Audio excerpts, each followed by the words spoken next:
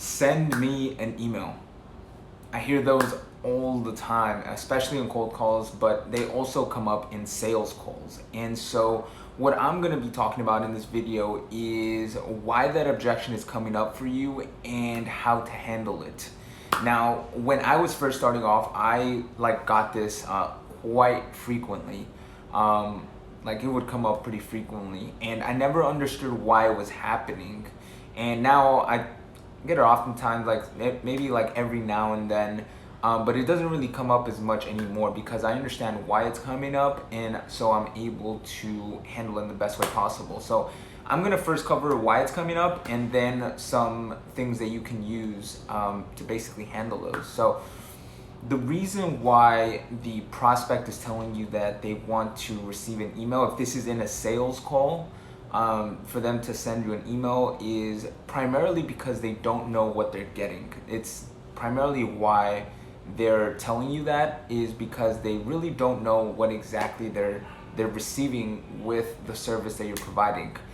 And so what's going to come up is, instead of them, they might or might not be conscious of this, but essentially they're confused, and so confused people don't buy. All right, so if someone's confused at any point in the sales call, they're not going to turn into a buyer. So they're a bit confused, they don't know exactly what they'll be getting, and so they're going to tell you, oh yeah, can you put this in an email and send it to me?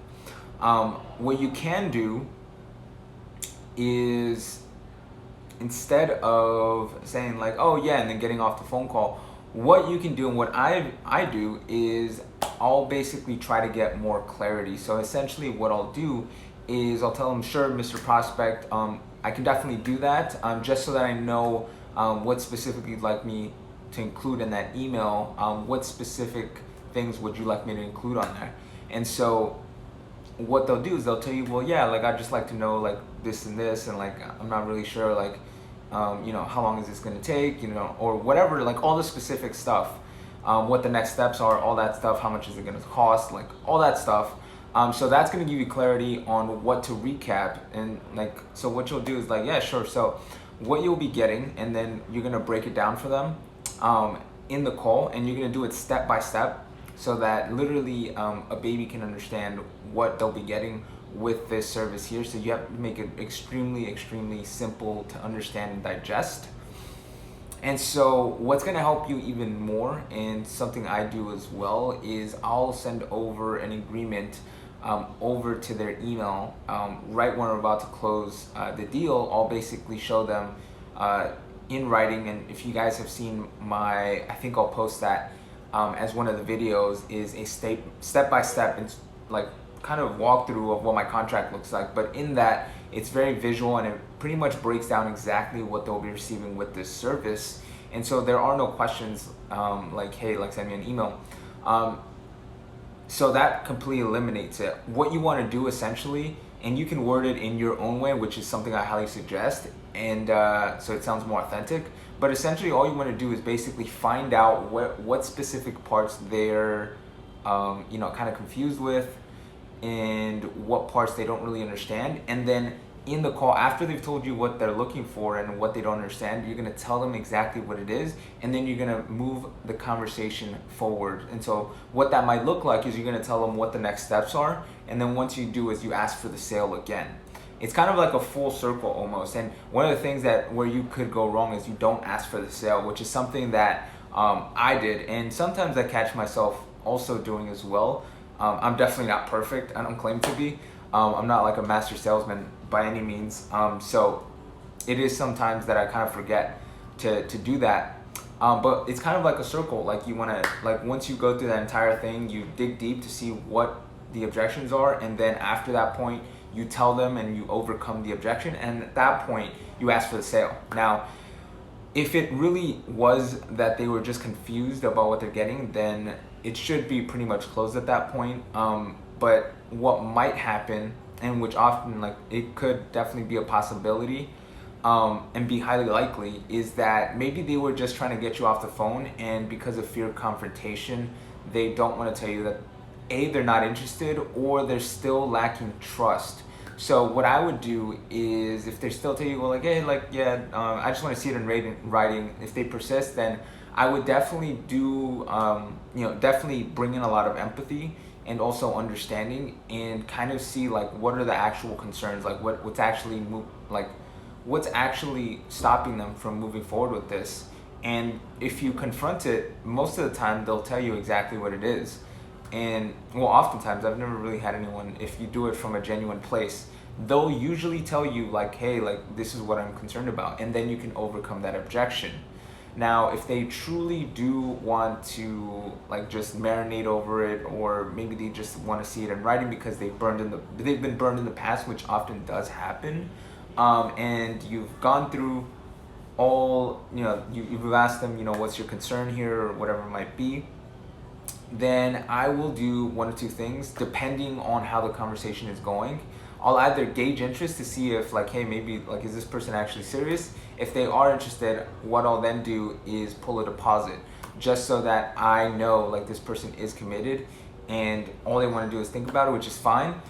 There's a refundable deposit that you can make, and then we'll talk in a day from now, and if you still feel like maybe this isn't a good fit, I'll give you the money back. All this is going to do is basically get everything in motion and get you started so that we can get you launched with your campaign as fast as possible.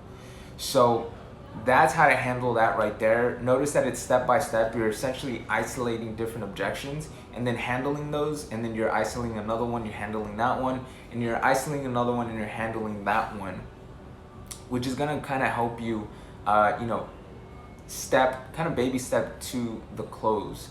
So I hope this was helpful. I know that this is something that commonly happens, and you can easily be overcome to much deeper objections, which it might just either be a deeper objection that's going on, or it could just be that they want more clarity. So again, if it's more clarity, find out what specifically they want, and then in a very simple and step-by-step manner, tell them exactly what they're getting. And then if it is something that's a deeper objection, I would dig deeper and then see exactly what's going on. If they're not interested, then gauge the interest. Ask them, like on a scale of 1 to 10, like how interested or how likely are you to come on board with this?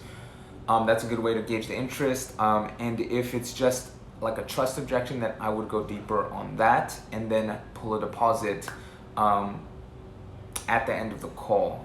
But if it's something that maybe they're just clearly insisting on, then I highly suggest you don't like push on it and force. What I would suggest is you give them the space. If really you've gone through every objection and just they're persisting on it, then don't just push on it further, especially after you've gauged the interest. You've done as much as you can. You pretty much give them that space, because at a certain point it just gets to the point where it's just like too much force, and it's pretty much not that effective. The more effective way is to really dig in deeper and seeing what exactly is causing them to not come on board. And then you can step by step isolate, overcome those objections. So let me know if this was helpful, and I'd be super interested to know, you guys, like what objections are you guys getting on sales calls like frequently? Is it I need to think about it? Is it the price? What other things have you guys gotten? If for those of you who have already been on sales calls, a ton of sales calls, or you're seeing a pattern, then go ahead and let me know in the comments below, like what is your specific sales objection that you're getting on your meetings with prospects. I'd be super interested to know. And if you haven't already, go ahead and subscribe. Here I'm going to be talking about how to start a social media marketing agency, how to get clients from LinkedIn, and some other lead generation tips as well for your social media marketing agency. I hope this was helpful, and I will catch you on the next video. Bye.